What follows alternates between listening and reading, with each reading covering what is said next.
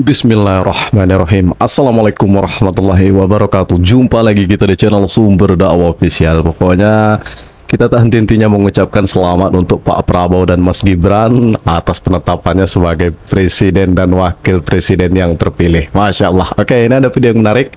Pokoknya sangat seru untuk kita amati. Langsung saja kita melihat videonya tanpa berlama-lama. Let's go.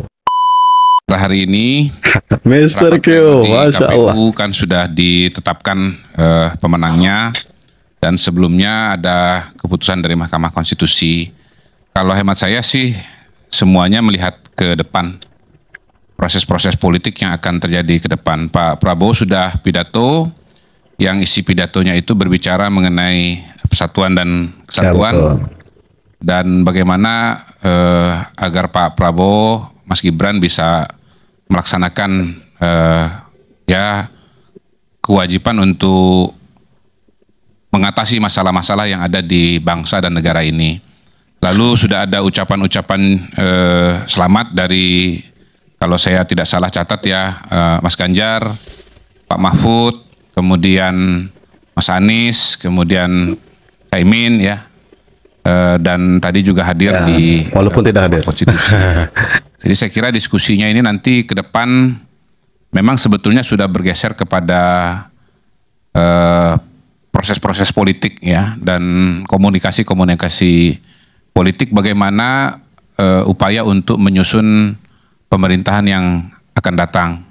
Dan saya kira feature dari berita-berita terutama politik ya, Bang Andi ya, beberapa hari ini adalah pertemuan-pertemuan dan komunikasi-komunikasi politik yang menonjol, baik yang dilakukan oleh Pak Surya Paloh dengan PKB ya, dengan PKB, kemudian dengan PKS, lalu ya Mas Anies sendiri juga ketemu dengan Partai Nasdem, ketemu dengan PKB, ketemu dengan PKS, lalu kemudian hari ini Pak Prabowo ke PKB ya. Dan menurut saya mungkin kita membaca pola-pola yang sudah terjadi adalah sebagai upaya untuk melakukan komunikasi politik dalam kerangka menyiapkan format kepemimpinan yang ke depan ya, gitu. Dan kalau melihat komunikasi-komunikasi yang terjadi di luar partai politik yang berada dalam koalisi Indonesia Maju, ada Golkar, ada Gerindra, ada Demokrat, kemudian ada PAN, maka kemudian saya melihat tanda-tandanya ya, tondo-tondonya itu kemungkinan ya koalisi Indonesia Maju ini akan disusul dengan Partai Nasdem lalu PKB ya. Setidaknya itu ya. Bisa juga PKS, bisa juga PDI Perjuangan. Tetapi itu semua adalah hal-hal yang akan berjalan dalam beberapa waktu ke depan. Saya kira belum ada yang betul-betul final pada hari ini, tetapi dari pola-pola yang ada, kayaknya ya, yang hampir pasti berada dalam pemerintahan itu adalah Nasdem dan PKB. Dan sekali lagi mungkin PKS dan PDI Perjuangan. Cuman saya melihat juga ada kemungkinan bahwa tidak semua partai politik akan berada dalam pemerintahan, Bang Karni. Mungkin ada satu atau dua yang berada di luar pemerintahan. Ya, kalau kita lihat tondo-tondonya lagi pada hari ini, yang tidak ada partai politiknya di KPU itu adalah PDI Perjuangan ya. Kemudian calon presiden, wakil presiden yang tidak ada adalah Ganjar dan Mahfud. Walaupun dari Mas Ganjar ya katanya tidak dapat undangan, ya, betul. Pak Mahfud terima undangan tapi waktunya terlalu mepet sehingga tidak ngejar kalau mau hadir gitu ya. Kalau lihat itu sementara sinyalnya yang lebih mungkin untuk berada di luar pemerintahan adalah PDI Perjuangan ya. Kalau PKS saya lihat tadi ada Pak Sekjen ya, Habib Abu Bakar ya kalau nggak salah. Habib. Hadir KPU berarti masuk pemerintahan. Iya, saya membacanya kemungkinan ya, kemungkinan. Tondo-tondo ya. Bisa salah, bisa benar, karena seperti saya katakan di depan tadi. Jangan di framing masa orang hadir ke KPU kan undang. Analisa ya. Ini kan analisa. Kalau Bung Iqbal punya analisa yang berbeda atau pendapat yang berbeda ya silahkan. Kan ya. Saya nanya, masa analisisnya begitu? Ya nggak apa-apa ya, kalau nggak setuju ya biasa aja. Iya namanya juga tafsir, Ya, iya. betul. Iya tafsir aja, tafsir hukum aja bisa beda, apalagi tafsir politik kan gitu. Secara tidak langsung Baca tindakan rekaman gimana ya? etik aja bisa Tindakan beda. secara tidak Apalagi langsung. bisa baca rekaman politik. Ya. Jadi tapi buat saya kalau ada sekjen di situ ya peluang ini loh, saya tidak mengatakan bahwa pasti berada di dalam kan, tapi kalau dibandingkan dengan PDI Perjuangan yang tidak hadir, peluang bagi PKS untuk berada dalam pemerintahan itu lebih besar ketimbang PDI Perjuangan gitu ya, atau dalam bahasa yang lain bisa juga peluang PKS untuk masuk mungkin lebih besar dibandingkan dengan PDI Perjuangan. Punya sejarah juga dengan Pak Prabowo karena beberapa kali mendukung. Saya kira mungkin itu ya Bang Karni kalau saya melihat dinamika Ya, politik. betul, Kalau betul. soal Mahkamah Konstitusi sekali lagi Analisa. ya semua sudah tahu Analisanya keren kan, bersifat Pak? final dan mengikat dan lepas apapun yang terjadi bagaimanapun pertimbangannya ya balik Bukan lagi prediksi, calon analisa. presidennya, calon wakil presidennya 01, 03 setahu saya sudah mengucapkan selamat gitu ya. Ya, bahwasanya kemudian ada perbedaan dengan katakanlah sikap partai politik pendukungnya misalnya, ya itu hal yang lain lagi ya, hal yang lain lagi dan buat saya sikap-sikap itu mungkin menjadi indikasi bagi dinamika koalisi yang akan dilaksanakan ke depan. Saya kira itu catatan dari saya Bang Karni. Ya pertama-tama kita harus ucapkan selamat Ucapkan ya selamat beliau. kepada pasangan calon nomor 2 yang hari ini sudah ditetapkan secara final karena putusan MK sudah keluar mereka sebagai pemenang. Jadi nanti kita ulas belakangan lah itu. Tapi yang saya ingin sampaikan pada kesempatan ini adalah apa yang terjadi di MK ini seperti lagu itu Bang Karni. Kau yang mulai, kau yang mengakhiri. Cakep. Iya kan? Ini cocok pantun, banget Bang. dinyanyikan untuk hakim-hakim MK ini. Karena Kirain kekacauan, pantun, Bang. kegaduhan, dan kerumitan politik pada tahun 2024 ini dimulai dari MK. Dimulai dari MK dengan putusan 90 yang diambil dengan mengkhianati konstitusi. Yang akibatnya ketua MK dianggap melanggar etika dan diberhentikan dari jabatannya. Disitulah mulainya kekacauan ini. Artinya tanpa putusan MK kita akan menjalani pemilu dengan riang gembira saya kira. Karena setelah putusan 90 itu dikeluarkan oleh MK yang berimplikasi bahwa putusan itu cacat secara moral dan etika, kemudian cawe-cawe kekuasaan mendapatkan tiket emas. Orang melihat, lah MK aja bisa kok, apalagi cuma aparat penegak hukum, ASN, Parah. kepala desa, dan sebagainya. Ya, dari situ mulai. Sampai kemudian kita masuk ke masa kampanye dan seterusnya sampai penghitungan suara. Jadi dari pangkal sampai ujungnya pemilu kita ini bermasalah dan gaduh. Dan memang baru kali ini kita alami itu. Baru kali ini kita alami.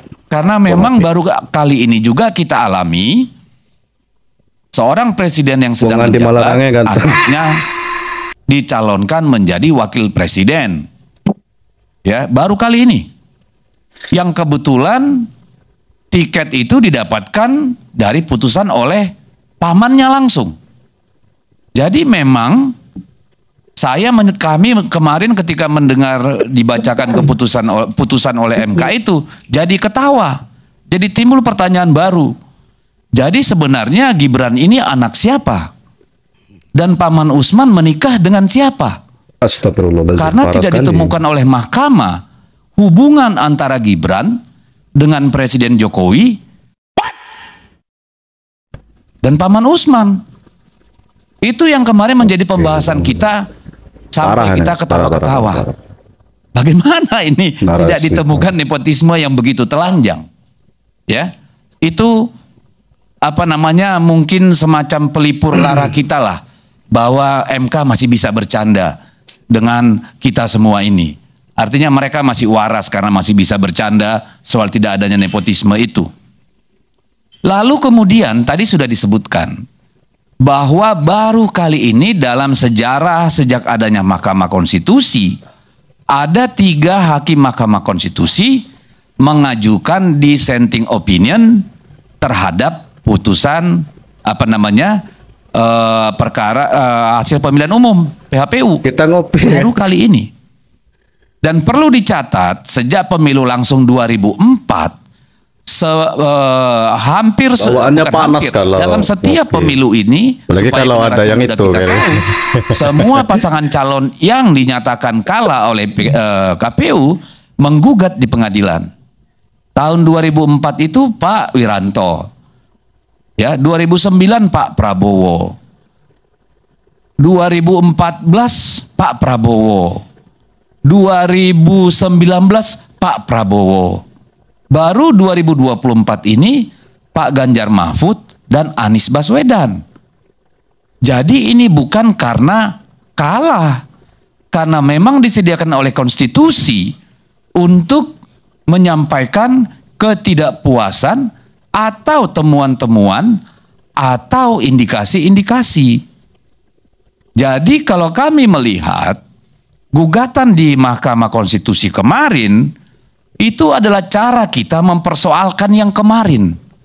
Tetapi tidak hanya itu cara kita juga menyelamatkan masa depan. Karena kalau hanya berhenti pada mempersoalkan yang kemarin, kita lalai bagaimana menyelamatkan masa depan demokrasi kita. Karena apa yang akan diwariskan oleh pemilu kali ini adalah berbuatlah securang-curangnya sehingga begitu luar biasa dan tidak bisa dipersoalkan maupun dibuktikan. Kalau ada operasi untuk mendapatkan suara katakanlah 30 juta, maka Anda harus punya 30 juta orang yang menyatakan ya. Itu kan luar biasa. Padahal waktu yang disediakan untuk mengumpulkan bahan hanya 3x24 jam. Dari mana mungkin dengan negara seluas ini? Yang kedua, dikatakan dalam dalil-dalil putusan MK itu tidak dipenuhi alat bukti. Baik itu saksi dan yang lain-lain. Tetapi sejak awal Mahkamah Konstitusi sudah membatasi hanya 19 saksi ahli dan saksi langsung. Bagaimana mungkin? Secara prosedural memang Mahkamah Konstitusi itu tidak akan mungkin memberikan keadilan bagi siapapun yang menggugat. Tidak mungkin dengan hukum acara di Mahkamah Konstitusi itu di luar yang namanya mukjizat. Mukjizat pun tidak mungkin mengubah, apalagi dengan kecurangan yang masif seperti kemarin. Saya kira sudah berakhir secara hukum formal kepemiluan. Ya, PT UN kita juga tidak bisa berharap terlalu banyak. Alhamdulillah. Ya, kita hanya bisa mengucapkan selamat untuk pasangan yang ditetapkan menjadi pemenang. Oke, terima kasih. Selamat untuk mereka yang sudah mencederai demokrasi kita. Mudah-mudahan semua dapat jabatan atau proyek atau posisi yang diinginkan. Iya kan? Semoga semua berbahagia, amal pahalanya diterima Allah yang Maha Kuasa. Kan gitu nih. Dan mudah-mudahan kita dijauhkan dari persoalan-persoalan yang lebih besar. Karena apa? Secara geopolitik kita tidak sedang baik-baik saja. Secara internal pun kita tidak sedang baik-baik saja. Sekarang sudah 16.200 lebih dolar. Padahal pangan kita mayoritas itu baik beras, terigu dan sebagainya kita impor. Artinya apa? Harga-harga akan mencekik. Suku bunga sudah mulai naik. Semua. Artinya apa? Harga barang akan tinggi, inflasi akan terjadi. Itu akan berdampak kepada masyarakat. Jadi ada tantangan yang sangat besar yang dihadapi oleh pemerintahan yang akan datang. Dan dari awal saya ingin menyatakan bahwa yang menjadi lawan terbesar dalam pemilu kali ini bukan Prabowo Gibran. Bukan Prabowo Gibran. Dan bukan invisible hand, tapi the devil's hand. Yang cawe-cawe dalam pemilu kita. It's not invisible. Karena sangat jelas dan gamblang bagaimana Pak Jokowi pergi ke seluruh daerah yang didatangi oleh Pak Ganjar. Bagaimana dia menunjukkan keberpihakan di markas TNI, ya kan gitu. Dan seterusnya dan seterusnya. Tapi itu sudah lewat masa lalu. Komentari dulu bahwa banyak sekali kekurangan yang disampaikan, tapi menurut Mahkamah Konstitusi semuanya itu tidak ada yang bisa terbukti, sehingga ada yang menulis bahwa ternyata pemilu kita itu adalah pemilu terbersih. Ya, alhamdulillah. Alhamdulillah. Gaya Deddy Sitorus ini curhat yang tidak mewakili rasa tanggung jawab dalam posisi kelembagaan. Publik di luar sana, masyarakat awam melihat banyak sarana tersedia untuk mengungkap kejahatan. Dan Anda berkali-kali di sana kan mengatakan ada intervensi kekuasaan. Kalau bicara soal trias politik harus dikonfirmasi posisi Anda di DPR bagaimana? Ada kasus skandal Senturi masuk hak angket. Siap. Hari ini rakyat tidak mau dibodohi.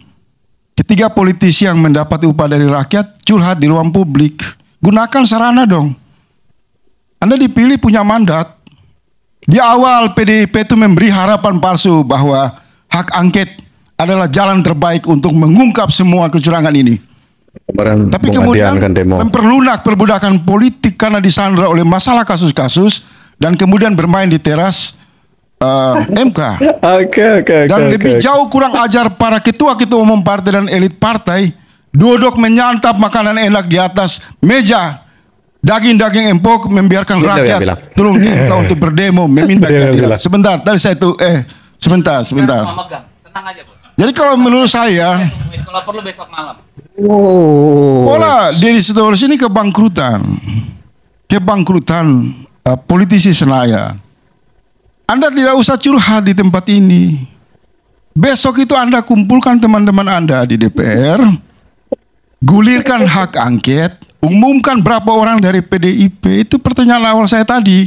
Rakyat ingin bernegara dalam arena konstitusi, bukan dalam retorika kosong, diamnya Ibu Megawati, sandiwaranya Surya Paloh, main-main topeng keagamaan oleh PKS, main bincang lompat kata seperti PKB. PKS yang mana? Semua sampai hari ini yang tidak ada satu anggota PKS yang mana satu mengajukan daftar nama hak angket. Oh ada. Siapa? Diumumkan. Ini aktivis nggak update. Sebentar. Kita sudah tanda tangan. Oh, besok kita tunggu Ngegas, Bung Iqbal. berapa Santai, Bung. jumlah orang di fraksi PKI sana akan membenahi pemilu ini dengan mengumumkan daftar nama.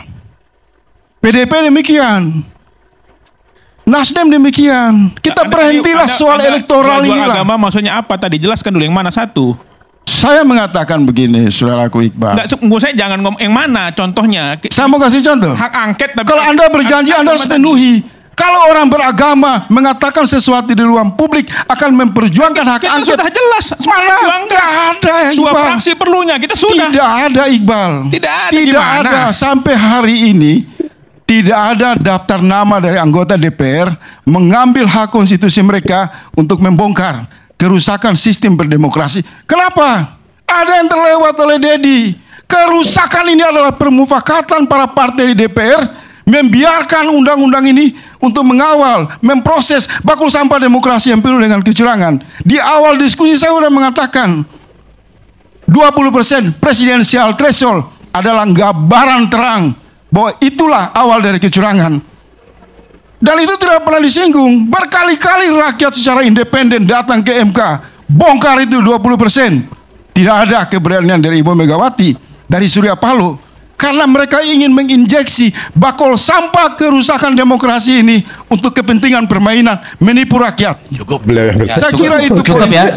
Dari Anda itu kan kalau ngomong seolah-olah Anda yang paling benar, paling lurus. Dan Anda gini. Anda udah ngomong tadi. Anda saya gaji, Anda perjuangkan itu hak konstitusi Anda itu. Anda udah ngomong tadi. Tapi Anda tidak bisa memaksa saya memakai ukuran sepatu Anda. Anda bawa aja dengar dulu panas dong. kalau Anda udah ngomong DPR tadi. bekerja Kita mewakili harus suara ngopi. rakyat. Jangan curhat di ruang publik. Ya, cukup. Terserah saya dong mau cukup. curhat di ruang Ada. publik. Kenapa lu jadi fasis? Lu ngaku aktivis tapi fasis pikiranmu. Apa saya mau katakan hak saya. Kalau Anda tidak setuju bantah. Tapi jangan Anda merasa Anda paling benar. Saya bertanya di awal Nah, diskusi ini, loh. kapan Ibu Megawati menyampaikan permohonan maaf karena kerusakan ini tidak lepas dari desain politik PDIP? Ayo, Anda sampaikan itu kepada Ibu Anda Megawati. Saya dengar tunggu. nggak tadi jawaban saya? Saya dengar. Jangan mengatakan tidak ada sarana lain. Itu pembodohan. Seolah-olah semua dipasung di teras MK. Udah cukup. Ada juga di DPR Cukup dong, hak debatnya. angket. Anda tidak mendengar penjelasan saya bahwa kita adalah negara presidensial. Dan saya mengatakan bahwa yang namanya Presiden Jokowi itu mandiri dan independen dalam mengambil keputusannya. Tadi saya beri Anda clue. Setelah dilantik Oktober, mulai Desember saja itu ketemu Pak Jokowi sudah sulit. Nah, itu curhat. 2014 Itu pun hubungan Anda antara dengar dulu dong. sama rakyat itu. Anda Megawati ngomong- mau ketemu Jokowi nggak ketemu nggak ada faedah buat rakyat. Jangan ditafsirkan Udah. sebagai bagian dari proses kecurangan pemilu. Sudah belum? Udahlah Dedi. Sudah. Udahlah Dedi.